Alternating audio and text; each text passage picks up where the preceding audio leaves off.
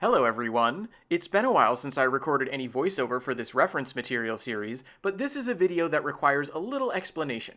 You see, back towards the beginning of Translation Born, I discovered that even when playing the Japanese version of the game with the Japanese voiceover selected, the dialogue for the enemies categorized as sound effects remained in English.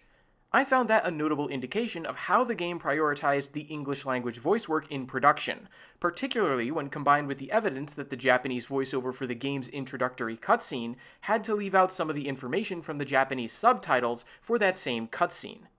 That suggests the visuals were timed to the English voice actor's delivery, such that the Japanese dialogue had to be altered. However, it was always possible that these were both caused by the Japanese voice acting being a feature added to the game at a relatively late point in development. For this reason, I had long been curious about how the DLC would handle these sorts of lines, because obviously the production of a Japanese voiceover track would have already been settled in the production of the base game. So, as we turn to the actual game footage, that's the question we're going to revisit for the DLC. How have the dialogues in the sound effects track been recorded? First, to show that I had the Japanese voices turned on, allow me to talk to Simon. 注意することだな。秘密には常に隠す者がいる。それが恥ならなおさらというものさ。So, now that I've established that I am indeed playing the Japanese version of the game with the Japanese dub, I'm going to run over and engage one of the old hunter enemies on the nearby bridge. I'm also deliberately not going to cut forward in the video at this point, because it's important that you know this is all part of the same run. I haven't changed any settings between my talk with Simon and my interaction with this hunter. Now, after I've dodged a few of his bullets, let's see what he has to say. And there you have it. The voiceover for the sound effects track remains exclusively in English. Now that I feel like it's safe to cut forward though, let's hear some more variations of what this and the other old hunter enemies have to say.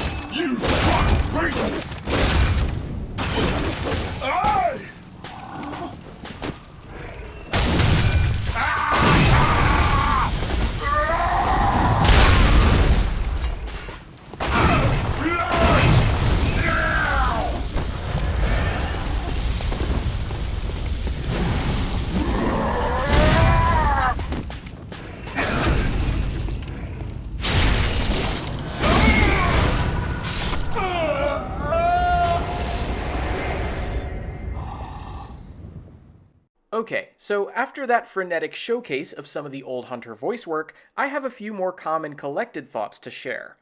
First of all, you probably noticed that the differentiating factor between which hunter said what seems to be tied to the weapons they use. As you might expect, this is also reflected in how old hunter enemies with the same weapons appear to have the exact same lines, something these Saif and rifle types can help demonstrate.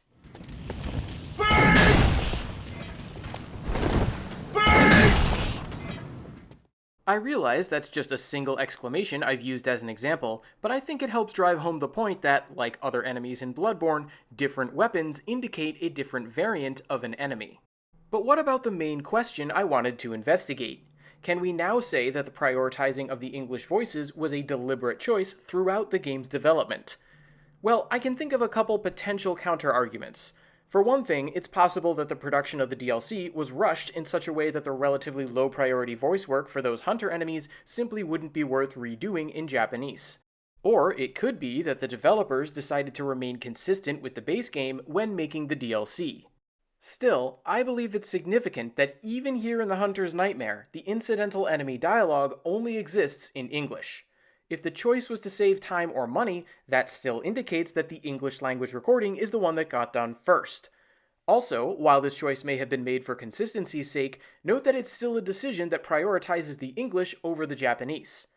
Ultimately then, I think it's safe to say that FromSoft's commitment to using English voices in the Japanese release still played a key role in shaping Bloodborne's production pipeline, even though the game also features Japanese voice work. And with that established, I think it's time I brought this rare sort of reference material video to a close. Thanks for watching, everyone.